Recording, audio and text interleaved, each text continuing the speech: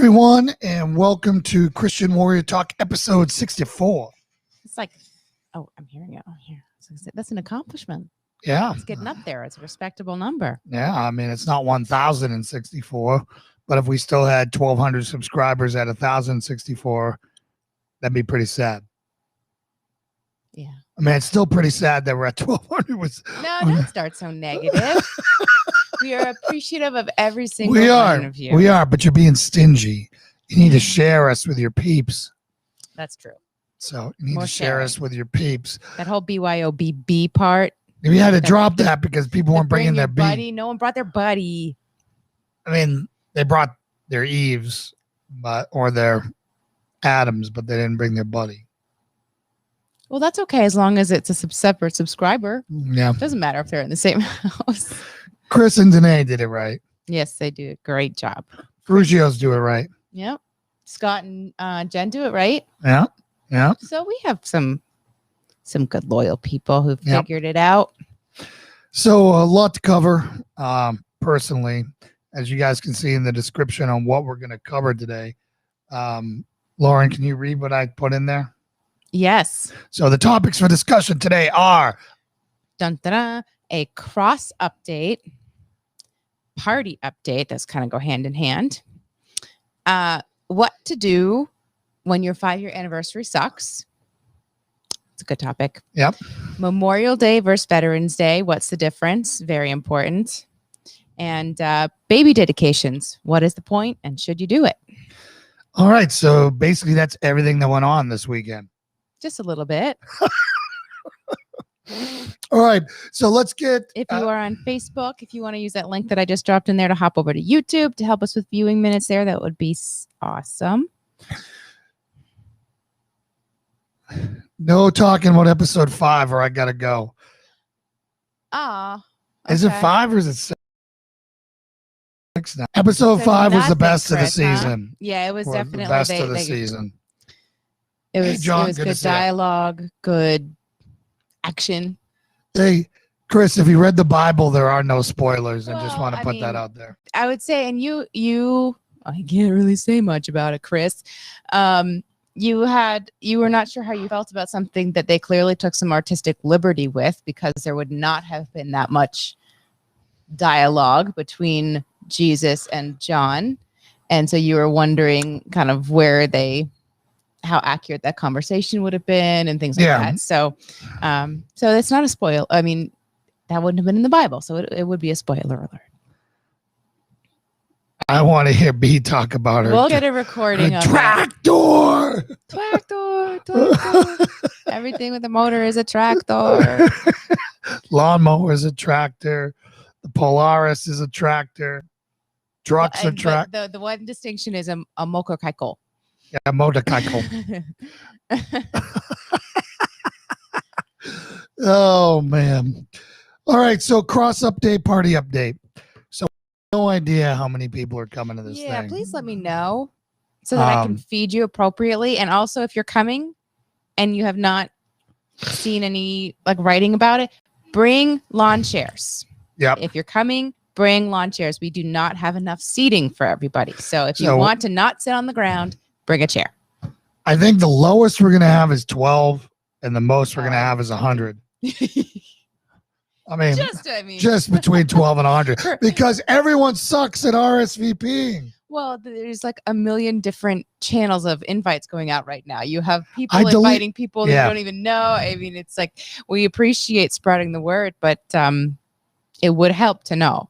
Yeah. So if you're inviting people on our behalf, can you please ask them or you to respond to us? Let us know. What I think I'm going to do. Hi, Troy. Hey, hi, what's up, Tim. Troy? Hi, what's Brandy. up, Tim? Good to see everyone here. John. So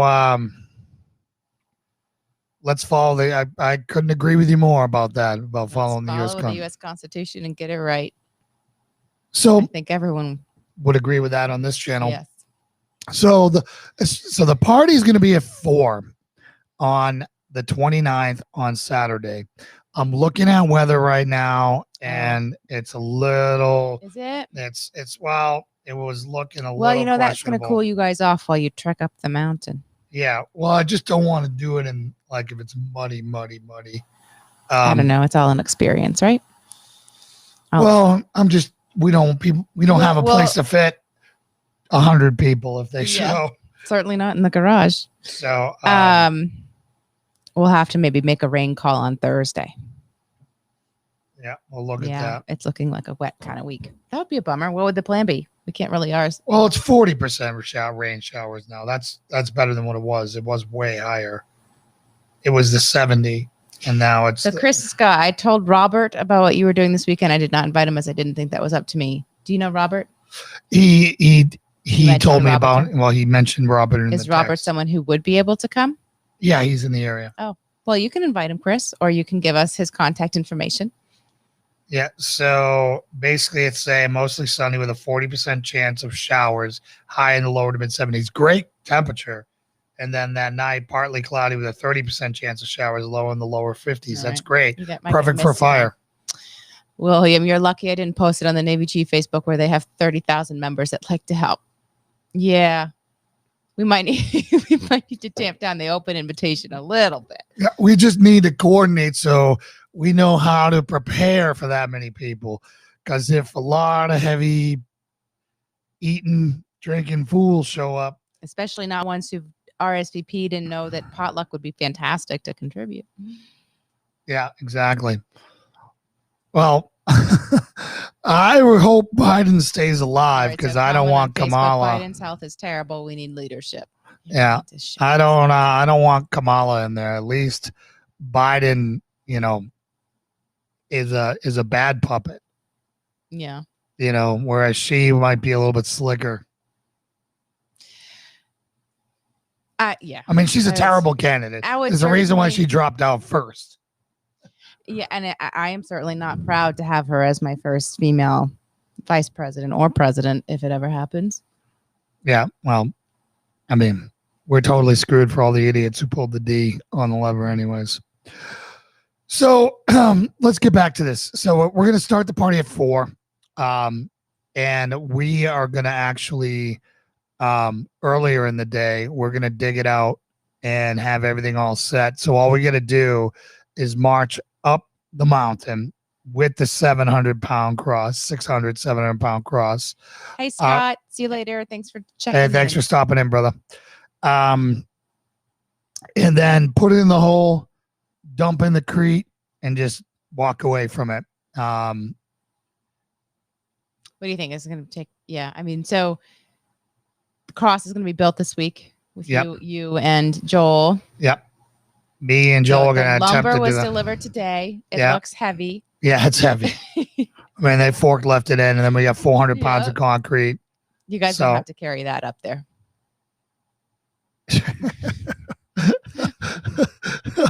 Oh, boy.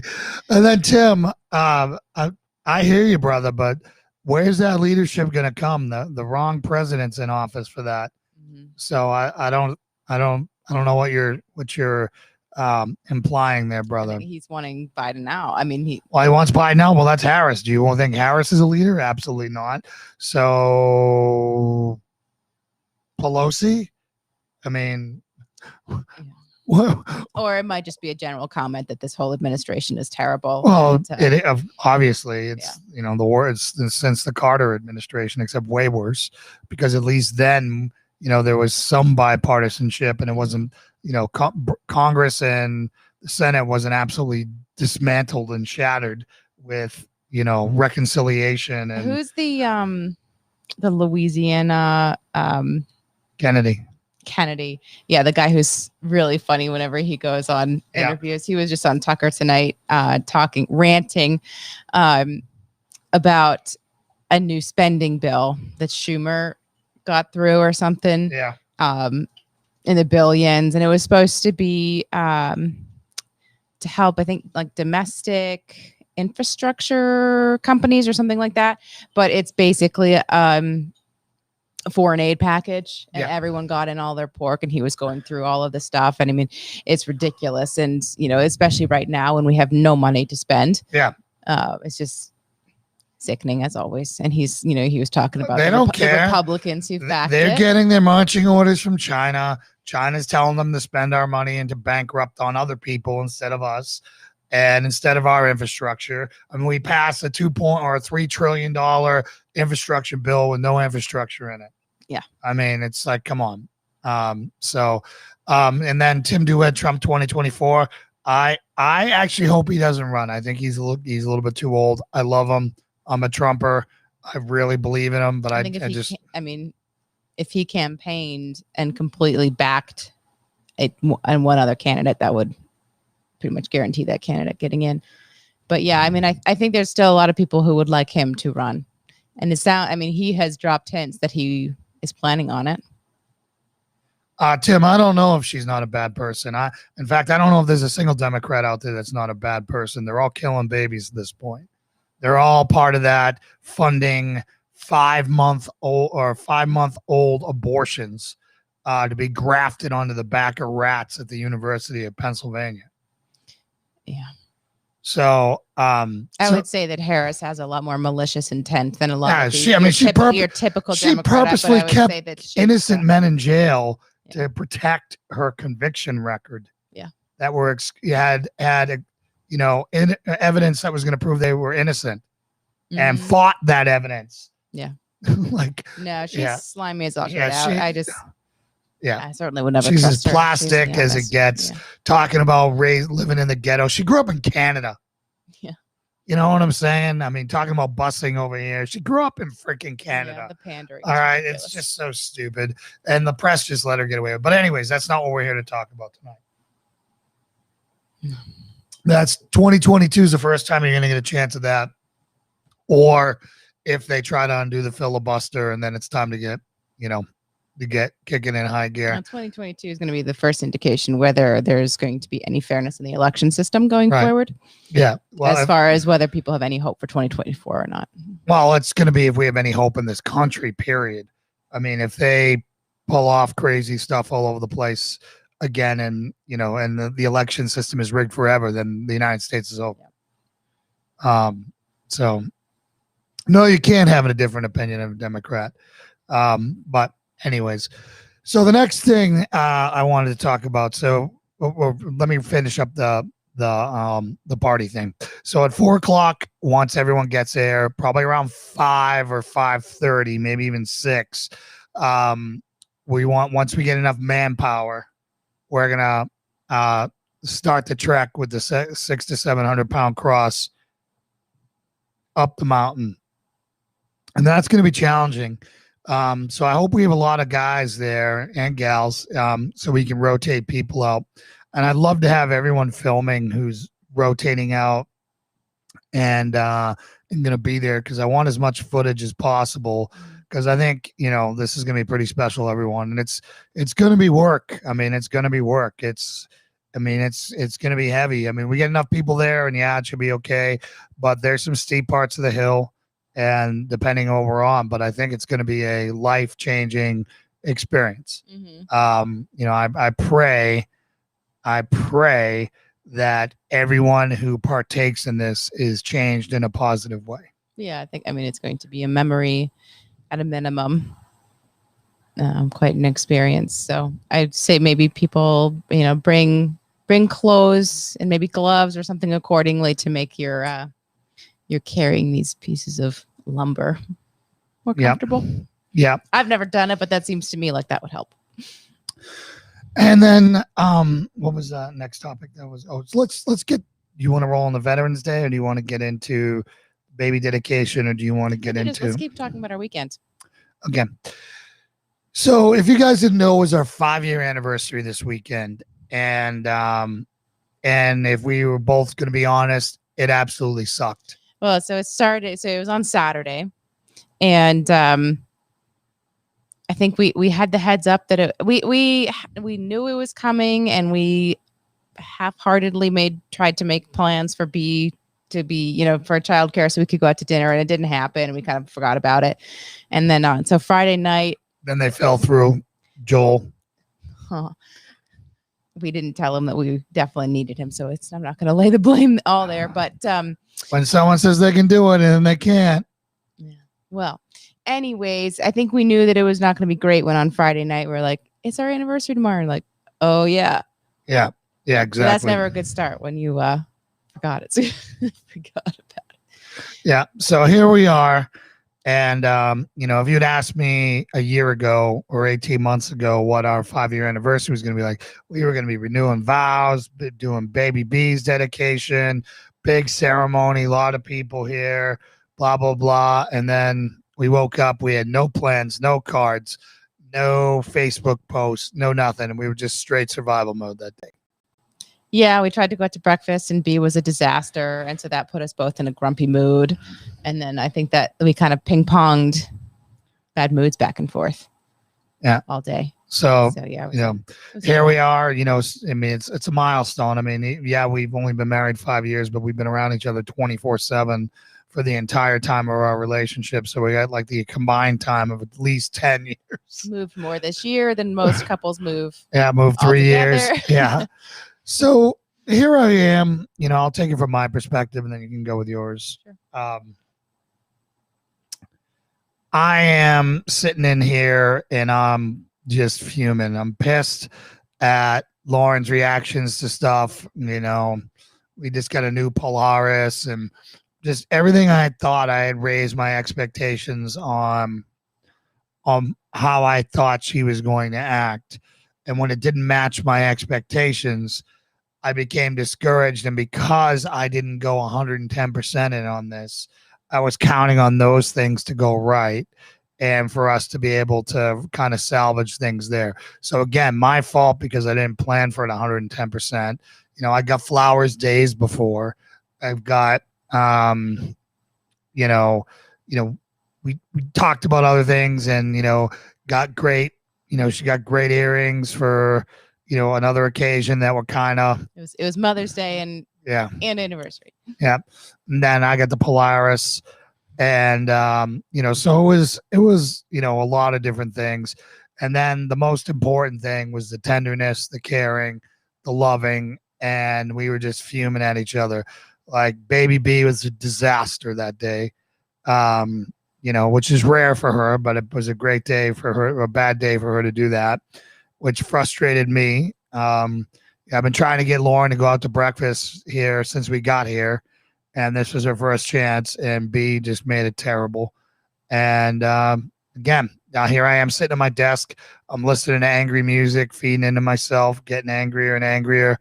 And then I caught myself. I'm like, now where is my time? Like all the advice I give on be deliberate and that happiness is a choice. Mm-hmm. And here I am choosing to get angrier.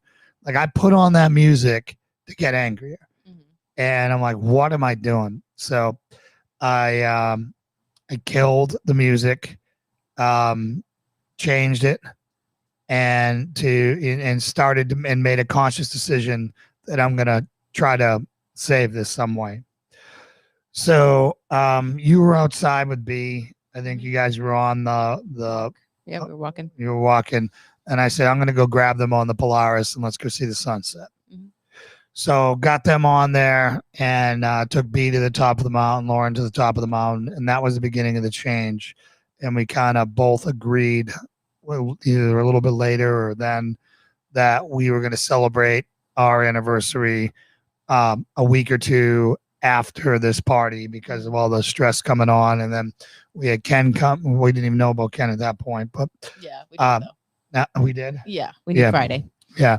So we knew Ken was coming, just a lot of stress. So by allowing us to kind of push it off and and to get back on the same page, we were able to come back together to get rid of all the garbage that started stacking exponentially.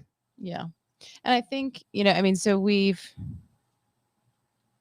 haven't been all that close for a couple weeks. Like it's kind of been building a little bit. So this was just kind of the tipping point. I think that if we had been super strong and together, we would have survived that day differently, or we would have handled that day differently. Yeah. So I think it just goes to show, when you are having a hard point in your marriage, or a bad day in your marriage, reflect on what has led up to it and don't only look at that incident, because there's often other stuff that feeds into it, and you might not even have recognized it, but it might be your partner who's been dealing with other stuff that that they haven't shared with you or whatever. So, I think it's always a moment for reflection of how can you do better. I know that for me, I think we passed our bad moods back and forth. And I think, it was every time that I would try to kind of make light of, trying to move forward in the day, and, and it was met with some grumpy. I would get grumpy that you were grumpy, and and then you would get grumpy that I was grumpy. And so it's hard to not take on the attitude of the person you're around. And so I think it takes that much more significant effort, as relationships usually do, to despite grumpiness coming at you, to return love. Yep. And that's not always easy to do, but it will end it a lot sooner if you can break through and stay strong with the love versus kind of falling into the same pattern of whatever attitude is going on in the house. Yeah, I also went and took about a solid hour up on the mountain praying. I got alone. I got up there, and up there's so much solitude. I was just speaking out loud to God, which I never do. I'm always an internal voice. So going up there and just talking, speaking out loud to God up on the top of the mountain was really healing for me. Good. And just something that really works. So again, I know not the sexiest topic, but maybe one of the most applicable topics. I think everyone has their moments. Everyone has moments that are supposed to be special that go quite the opposite. And it's usually when things like that makes things seem so much worse, because it was supposed to be a special day. Versus a normal day going badly. This was a special day going badly. And I think, we have a history of special days going badly. And I don't know if it's because we don't have the right expectations or handle preparing for them properly. And so we then go into it with the same hope and expectation of it being a special day, but without setting it up for success. But I know that birthdays and all that kind of stuff, they don't often go the way that especially you hope they will going into it. You're laughing, so clearly you have a thought about that. Well, no, that never crossed my mind, William. He asked me if I felt tempted to wrap him upside the head with a 2x4. Yeah. No, that never. Yeah, we communicate differently. So, I'll put a lot of thought and a lot of effort and a lot of equity into a present, and then it almost always seems to flop. I'll say one thing. And I think part of this partly played into some of your frustration on Saturday as well. Sometimes the timing of a gesture is off.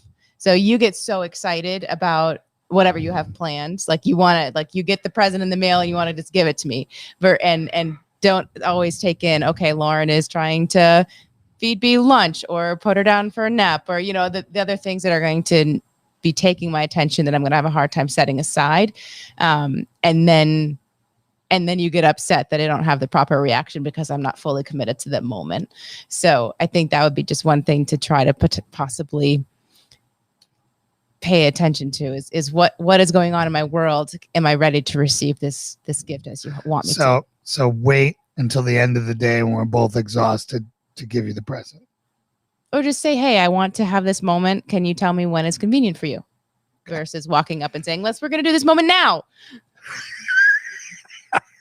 Guilty as charged. It's good news. I figure you'd want good news. I don't want to wait for good news. When something good's happened, I want it now, because God knows what catastrophe is waiting around the corner. We work differently. Yeah. Oh man. So anyways, we ended up getting back to center, working things out, reconnected. and night, Brandy. Thanks for joining us. And marched on. Hey, no problem, Brandy.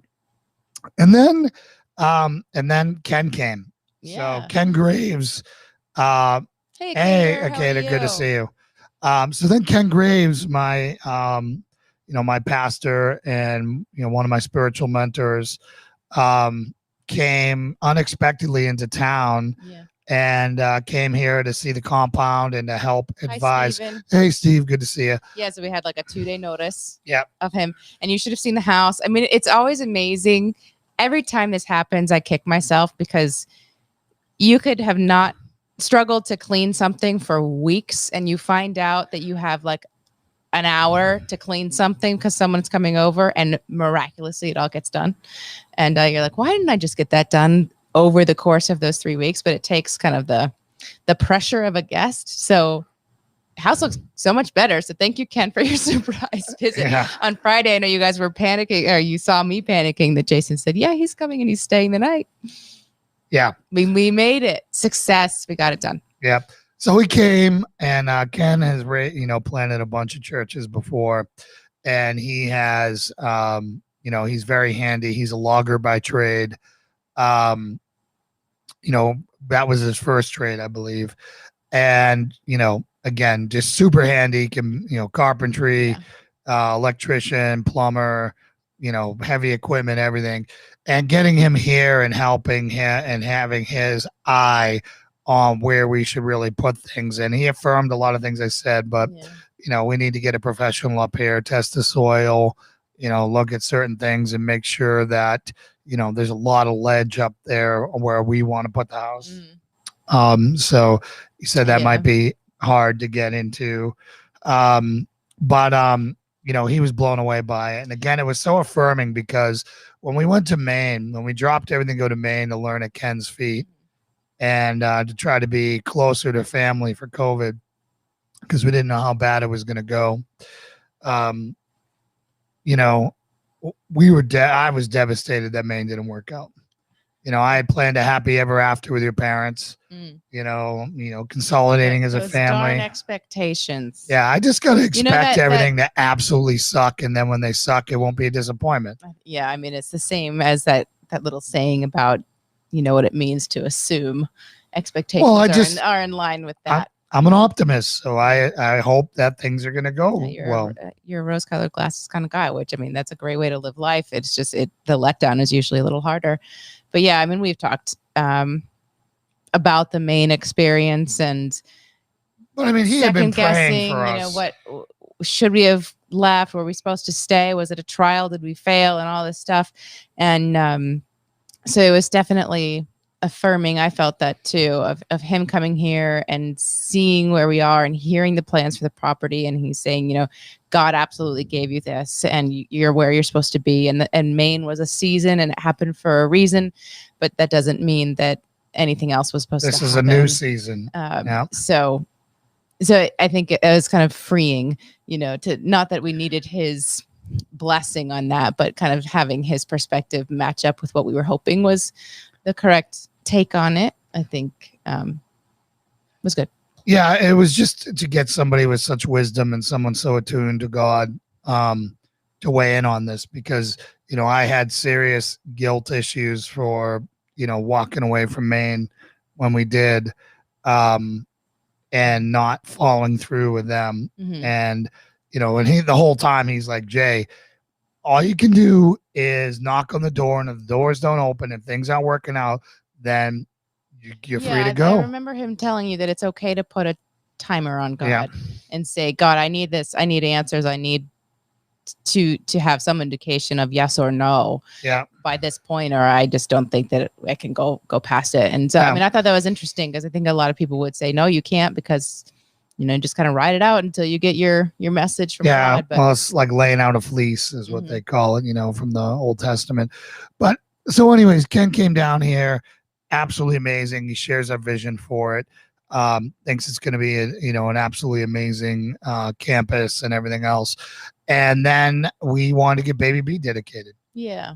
Ken doesn't do it. I mean, we've seen baby dedications at other churches that are like a really big deal and everyone gets dressed up and it's this whole thing. And then at Calvary, he has them up. He lays a hand on it. He says a few words and done, dedicated. Yeah. So yeah, well, we did miss out on having a church body there to hold us accountable. But, hey, Troy, have a good one, brother. Thanks for checking in. Night. But the whole point of doing a dedication is to put the world on notice and to put your circle on notice that you have committed to raising your child as a Christian and, as, a follower of Jesus Christ, and to hold you to that. So us, doing that with Ken, and then the other things that we talked about with Ken, which is, I don't know if you want to get into that at all. Yeah, if you want to share. I mean, it's a conversation all parents need to have, especially those with any minors, but especially young kids. The what if we both die at the same time conversation. And we've had that, we brought it up a few times, and kind of who would you want to raise your kids? And the natural assumption is it's going to be family members. And I think a lot of family members would expect that as well. But that's not necessarily the best choice if they're not going to raise your child the way that you want them to be raised. And Jason and I both have secular family members who would not be the way that we would want her to be raised. So, we've chosen to not go to blood relatives on who we've asked to take B should something happen to us simultaneously. And so we surprised Ken with the request. Yeah. And he got emotional and then he tamped it down. And, because I said, listen, Ken, I know it's a lot to ask, we're not asking you to do it. He's so wired into families that he would feel confident would raise her how we would want that. So we said, if you, especially depending on when this happened, if this happened, God willing, it won't, but they might be older. We'd understand if it can't be him and his wife Jeanette, but they could. We just wanted him to trust ground him her to pick the family. Yeah. He's like, oh well, we would do it ourselves. Yeah. So it's not that the family's not reliable. We have reliable, loving family members. It's just they're secular in their beliefs, and we're not gonna secular liberal. Yeah, secular liberals now, and we're not going to have that. So. We wanted to make sure that we asked him while he was here and in person to see if he would do that. Of course, he agreed graciously. And so now it's talking about going and drafting up the will and all that other stuff. Yeah. And so, it's making sure that's on paper. And then at some point it's having the conversation with the family members. So it wouldn't be a surprise to them. If this happens, when legal comes and says, no, you're not actually getting the child. You want that to be kind of a known thing so that it's not fought in court and all of that stuff. So it's something that you should plan for. And I think a lot of families don't. And then kids end up in the system, or they end up with family members who really should not be raising them. You hear a lot, grandparents kind of who are on death's door themselves, having to take in grandkids unexpectedly. And so you want to plan for it so that you can secure continuity of your child's upbringing. Well, and the Lord is the most important part of that, right? We just wanted to, it's okay, Cater. We just really wanted to make sure that whoever raised B was not going to raise her to have that hole in her whole life, and hopefully God would find her and she would turn to him at some point. We wanted to raise her with him the whole way. Yeah. And so that's what was most important to us, because that's what affects everything. Out of all the hard cases and all the testimonies we've heard, it's always discipleship and, your parents facilitating that meeting, that introduction between you and Jesus. Yeah. And I mean, it can be a hard call. Like, you love your family. Most people love their family, and have relationships with them and all that stuff. So, it's kind of an awkward, uncomfortable thing to talk about and say, I love you, but I'm not going to trust you to raise my child. I mean, you'd hope no offense is taken, but I think naturally there might be some. Yeah, and it's not, again, it's not a trust issue. No, I think that they would love them and care for them. I don't trust you to raise them the way that you're not equipped to raise them the way that we want to be raised, right? That's the way I would say it. Yeah. Right. You're just not versed in, in our beliefs the way we want that raised. And that's a gut-wrenching conversation to have with family. But I think it also drives a clear distinction. It also shows you the strength of Christian communities. Again, today on a testimony on the Hope. What's that? I was just saying Ken didn't miss a beat. No. Saying, of course. Absolutely. Yes. Yeah. And that's just what happens when you're with strong Christian brothers and sisters and you're locking shields and you're in that community. You're with good people who are going to help. And that's what rang so true to me with that, the testimony today on the Hope Report that I did. So a pastor, I'm going to abbreviate his story here. And he was an alcoholic and was put on the liver transplant list because his liver was like destroyed. 2 months to live. 2 months to live. He couldn't stay straight during that, got kicked off the donation list. So now he's literally condemned to die. Goes into homeless because he in the time that he was in the hospital, I think he hadn't been paying rent, so he didn't have anywhere to go back to. No family that would take him in. They'd kind of gone the tough love route. Yeah, and so he goes to a halfway house type place. It's Christian. The group comes in, some 6'6" guy with tattoos on his face. He's sitting there in the back, just wanting to be left alone. They're doing a small group. Yeah, and he was saying, I thought this was one of the most interesting parts, is he wasn't going because he wanted to be healed. He wasn't going because he believed in Christian redemption. He said he wanted a comfortable bed to die in. That's why he was going. And so they had these mandatory church services, and so he had to go. But his heart and his mind was not seeking healing or redemption, which I thought then the part you were about to share, I thought made that even more interesting. So, this giant guy comes up and he's like, come on up front. And he's like, no, I'll be right here. He's like, no, you don't understand. Come on up front. So you're going up front. So they come up front. They pray for him. Right. He gets instant healing. And I know this sounds hokey and I know this sounds crazy, but he was on the 700 Club and he's got his medical records. He has his medical records saying that he was totally, he was yellow. He said he was already yellow. All that went away. His liver is 100% fine. Took away all his urges to drinking. He goes to meet his doctor. And instead of going to a doctor in Boston, a secular Boston or San Francisco, where they're going to try to figure out what the heck went wrong, good Christian, he's in Indiana, got solid, salt of the earth, godly people. Doctor says it's a miracle. Yeah, I cannot explain this. This is a miracle. God has done something with you. Now use it. Yeah, I mean, it's an amazing story, and he did. He did not let that go to waste. And everyone around him validated that and had been praying for him and everything else. And it just goes to show you that raising your children and where you spend your time, right? We all only have so much time. Time is the number one investment you have, right? It's worth more than money. It's worth more than anything. You can always earn more money. You can't earn more time.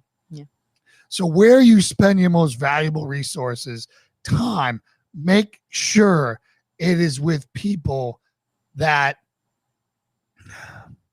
you are going to have the most impact and who are going to reciprocate in their commitment to you. So, wow, I missed that part. Yeah, it was huge, Chris. Go back and listen to it. Because let me tell you something, guys. There's a lot of one-way friendships out there, and they suck, and they drain you, and they drain you, and they drain you. And they're not going to change, not unless the God comes in their life. But when you're in a two-way relationship, It's something special. That's the camaraderie that everyone talks about in the military and the SEAL teams and all that stuff. And that's what we should all have. That's what we all need to demand of one another going forward as Christian warriors, right? We should have that SEAL team loyalty, that SEAL team dependability, and, you know, and that all in all the time. Like, you know, we're coming for you no matter what. Yeah. You know, that type of thing. And that's what everyone on this show I want to be. I mean, Williams called me back-to-back nights, you know, trying to help out here, you know, getting this stuff. And he's in San Diego. You know, Chris Scott has been doing stuff. John Forrest is driving from Philly to help carry this cross up. You know, Troy's local guy. He's going to be coming over with his family. So again, you know, this is a community here. We are here to invest in you, just like you invest your time with us. This isn't a one-way hole. We're not some, you know, we're not some TV celebrities that are not going to know your name or not going to know, you know, be able to interact with you. No, this is something special. And, you know, we want to build a place here that we can all come to meet and train and do everything that we want to do and make stronger men and better families going forward from there. Yeah, amen. So I think so. Yeah. I mean, if anyone, kind of speaking to that, if anyone ever needs private prayer, reach out. You know, we're happy to do that. I thought that was a special moment in the show today. Someone was watching and they have liver problems. That's what you say about testimonies, is you never know who's going to be listening, and it might be just one person, but that's all you need. And that, you know, God wanted that person to hear. And there was this woman who's like, I've put God on the back burner because I've been in pain and because I have not, you know, she's in liver failure, and she just put her faith aside because she was in a bad place. Denise, and, right? Diane, sorry. And so she said, can you pray for me? And Jason asked this. I mean, he's a pastor now, the guest, also named Jason. And so Jason asked Jason if he was willing on air to say a prayer. And I thought he did a beautiful prayer for her. And I thought that it was just a great moment.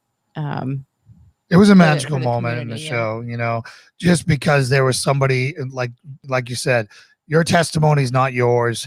It is something you lived through, but it's God's testimony. It's his property, and you need to share it to pull up the next person behind you. And that's exactly what he did that day. I mean, it was a beautiful moment. You know, so anyways, as you stated, this is something special.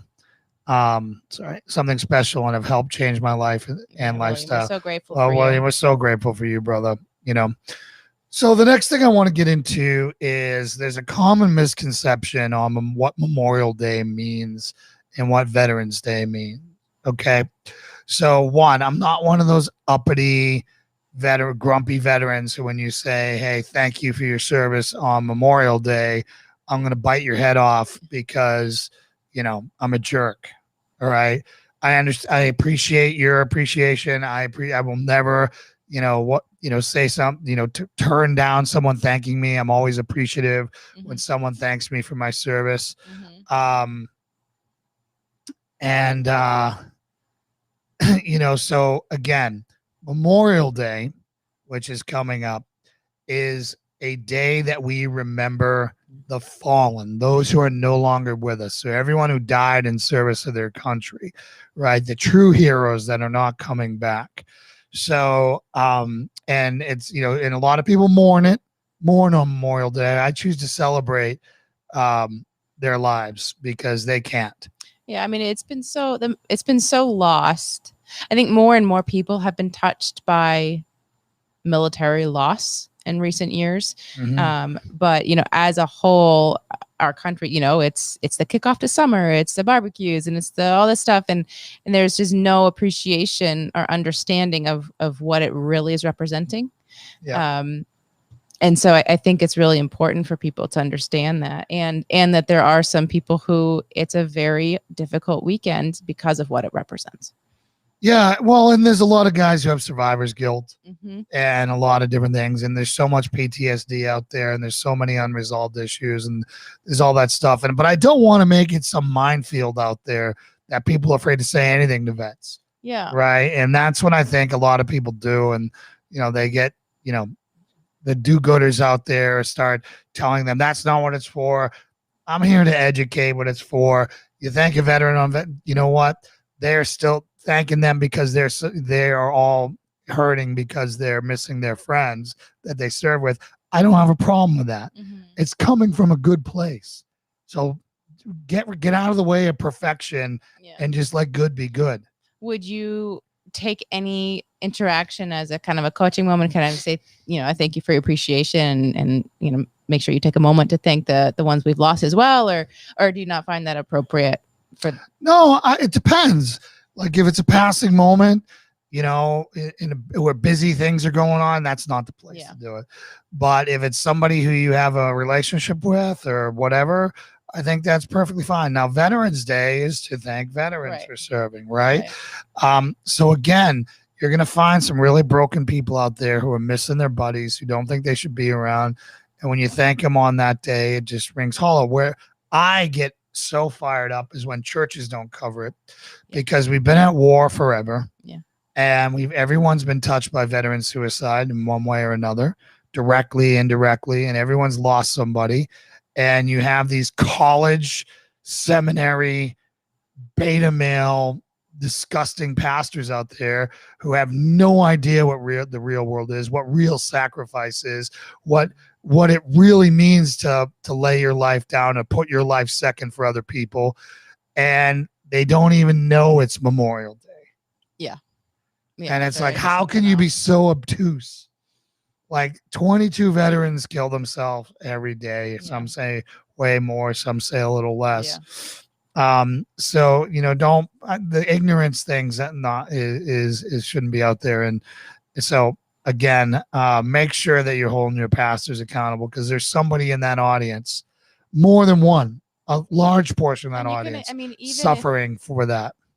I would say, you can take it upon yourself too, if you have a relationship with your church and your pastor, to send them a note this week and do a gentle reminder, or kind of, can I help with any of your Memorial Day plans for your services?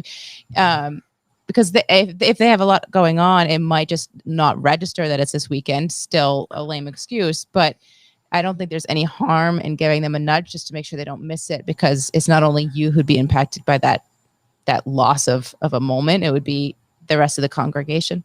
Yeah, exactly. So one thing I want to go, Dan O'Boyle. Hey, good to see you, Dan.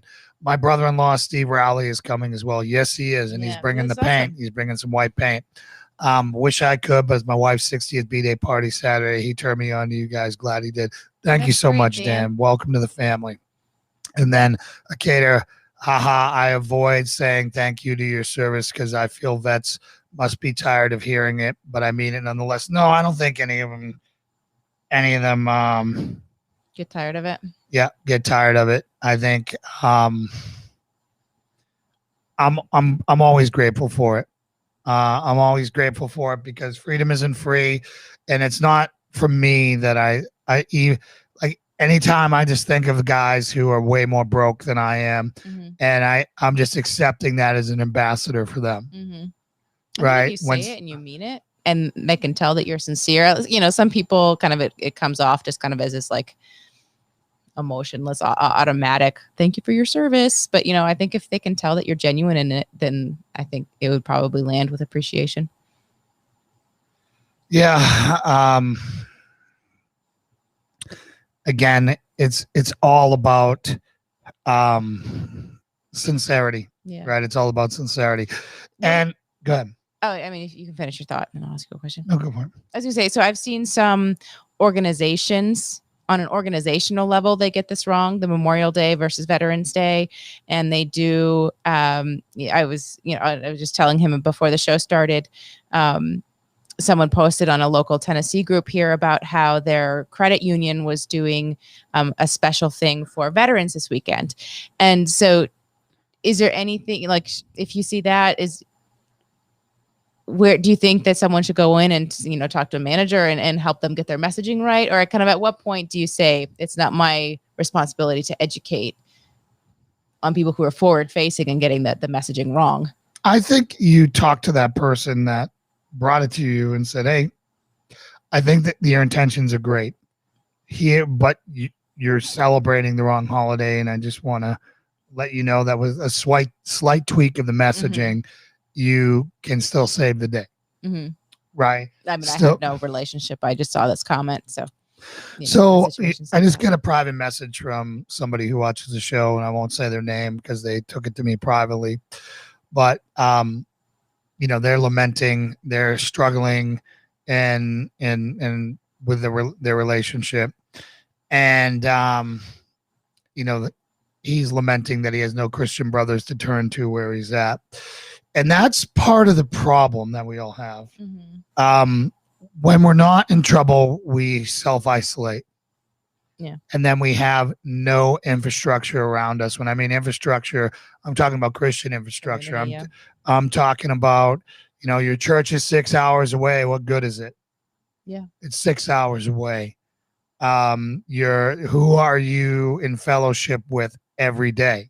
Well, that's the damage that was done by COVID. Everyone's like, oh, there's online services. That's great. You can do it at your convenience and in your own home. No. Yes, you can get the word, but you do not have the fellowship. You do not have the community. And so for these people who rely on that online method, they're completely missing an essential component if they haven't found a way to get that other than in the church. Yeah. So if there's somebody out there right now struggling in their marriage or struggling in a relationship with their kid or whatnot, your most important relationship that you have is your relationship with Jesus Christ. Then it's your wife, and then it's your kid or your husband. Then it's your kid. So if it's not where you want it to be, you need to make that your number one mission and put yourself second in everything. And if it blows up after that and it goes south, you can face it with a clean soul. And you need to do it all biblically by forgiving. Yeah. And crucifying your wants and your desires and your flesh on the cross for them. So my wake-up call came my first Memorial Day in DC. Being at the wall, I always respected the day, but wow, did my view was enlightened. Yeah. Again, anytime you go to one of those things or you see Private Ryan or you see, the Chris Kyle story or, any of the more modern ones where they show the cost of war and what happens, we owe a debt of gratitude to the warriors that go out there and fight for our freedom so that we can do this. Yeah. But we have our end of the bargain to hold up too. And that's where we have all failed. It's where we've all failed. And that's holding our politicians accountable.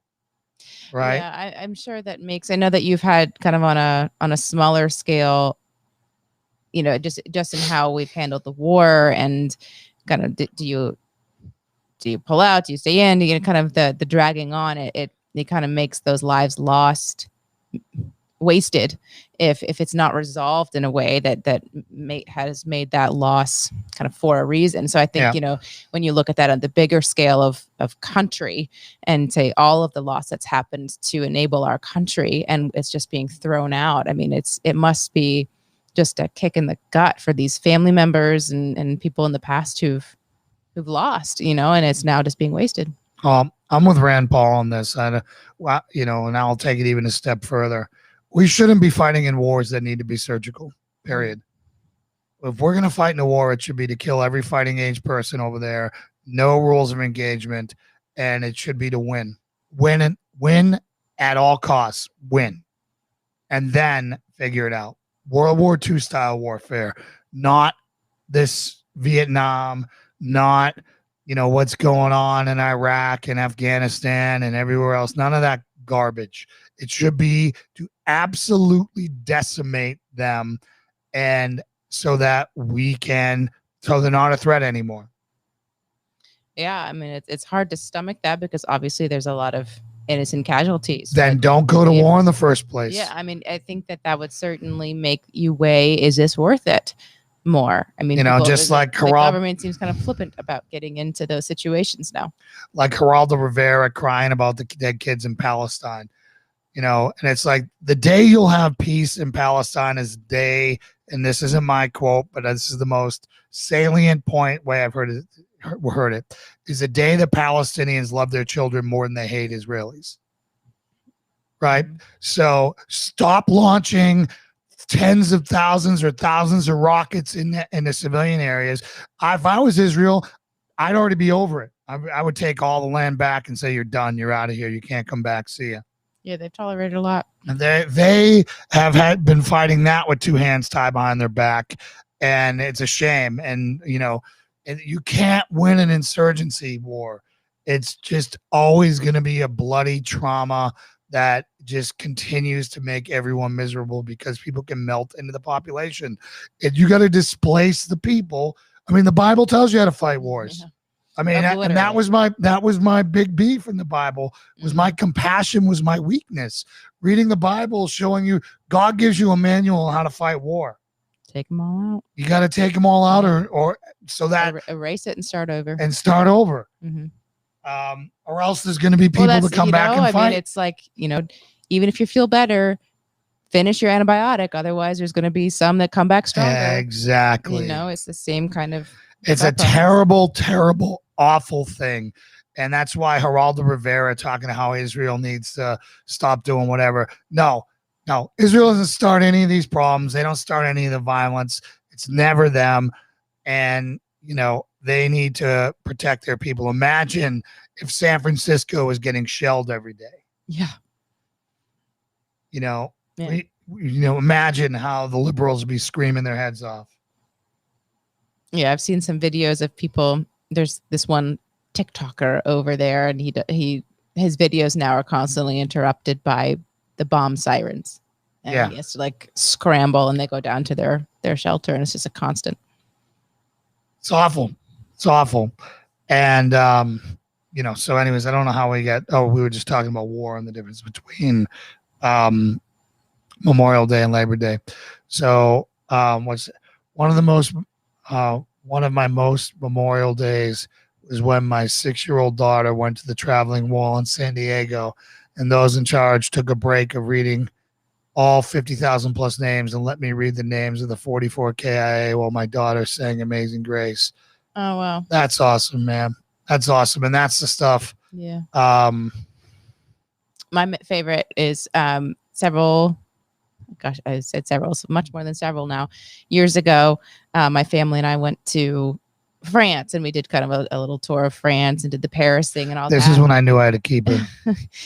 And my favorite part of that whole experience was we went to Normandy, and it was over Memorial Day, and it was, what would it have been, the 70th, 75th? It was one of the significant anniversaries, and they had all of the reenactors there, and just being there and kind of taking that all in. And there was a lot of vets there who came to the cemetery, and I mean, it was just you're overwhelmed by the presence of it all and trying to picture what happened there, and it's impossible to wrap your mind around. But it was a special moment to be there on that weekend. I mean, it's always a haunting place, but to be there on Memorial Day was special. Yeah. And, here I am, like, what was your favorite part of your European vacation? And she said Normandy. And I'm like, what? And I knew I had to keep her there. So. Yeah. Not much into the Paris shopping. No, shopping and Lauren don't mix. Not my thing. It's so funny. One of my way better than the city. One of our friends here was like, "We need to get Lauren, doing some girl stuff. We need to get her out shopping." I'm like, I literally laughed in his face. I'm like, "You don't know Lauren at all. Lauren hates shopping. Lauren hates shopping. That's my nightmare. No, thank you." Which makes her the hardest person in the world to buy presents for, on top of all that. So you think it'd be easy because I obviously need a lot of stuff. Yeah, but you're so particular. I never buy it for myself. You're so particular. That's fine. Anyways.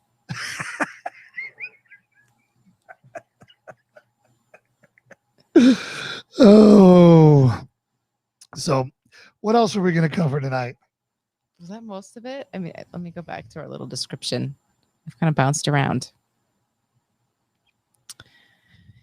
Okay, we've talked about the cross, the party, Our anniversary sucking. No, I've driven past it. I have sourced it. Jen, so I have funny. not been to Ingles It's good yet. to see you, Jen.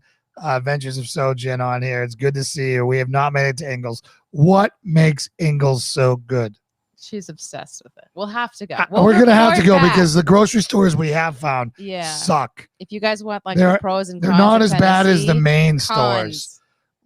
Like main grocery stores were awful too, but these are at least less expensive than the main stores. Yeah. Yeah, we haven't. I mean, so there's a Publix here we haven't hit yet. There's a Fresh Market we haven't hit yet. There's like a fresh food something, and then there's Ingles. Ingles, but it's Ingles is in Elizabethton, and so it's not like in our typical errand direction. So we'll have to go that way. Well, you know, I want to start looking at that Lowe's to see if they're any more competent than the Johnson City Lowe's, where they've literally gotten everything wrong. So. We'll see what they next appliance up is a range hood. Oof, that's going to be interesting. See if they manage this one correctly. So, well, that's all we have. Lauren, you want to pray us out? Sure. Dear Heavenly Father, thank you for this time together of fellowship, and we pray that everyone had a safe weekend, and we are so appreciative of their coming together with us tonight, Lord. And we are grateful for the time that we had with Ken and the affirmation that we got through him, that we are hearing your word and on your path. And we are so excited to be continuing that. And so we're just feeling so blessed that your hand is on us, Lord. And personally, thank you for our fifth year anniversary.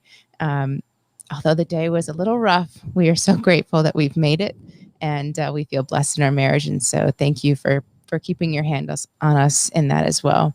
And for any marriages that are out there and struggling, Lord, please just be with those individuals and with those covenant relationships, and help them open their eyes and their hearts to what brought them together in the first place and what has kept them together, and to see what each other is experiencing in this moment of struggle for them, and come to some reconciliation and some peace so that they can move forward, and just know that you're with them that entire time, even if they're in a moment of trial, that there will be some peace and joy on the other side. And as we look forward to Memorial Day again, please just bring some peace to the hearts of people who are suffering, and look forward to this weekend with a sense of dread instead of the excitement that most people feel about this holiday weekend. And just be on all of the hearts of everyone, so that they remember the reason for the day, and so give them some remembrance of those who have sacrificed for everything that we have. In Jesus' name we pray. Amen. Amen.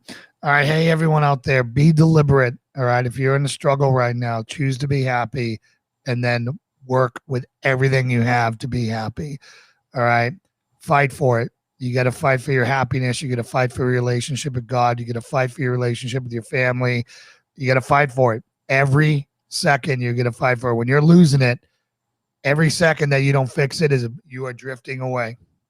All right. And what happens with so many relationships is apathy sets in, and they just drift and drift and drift and drift and drift and drift and drift until there's nothing left connecting them.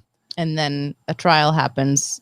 Then a trial happens. They can't find each other. Yeah, they can't find each other, or someone finds them interesting, and one's gone, or the other one's gone, or whatever. And you know, that's why I'm telling you, don't let that gap be there. When you feel like you're in sync with your partner, or even with the Holy Spirit, it's the same thing. Like when there's a space between Lauren and I, we both know it's there. It's not our natural state. When I am in my, when I'm attuned to the Holy Spirit, I know when I'm in tune with. When I'm not, there's something wrong. And I got an unrepentant sin, or I have an issue that I need to fix and understand, and I need to pray and spend time, or I haven't spent enough time in the Word, or I'm just not making the progress that I should be. And I got to fight for that, to get back to that centered space. Mm-hmm. So again, I know that we prayed out already. I just really wanted you guys to understand you need to fight for everything.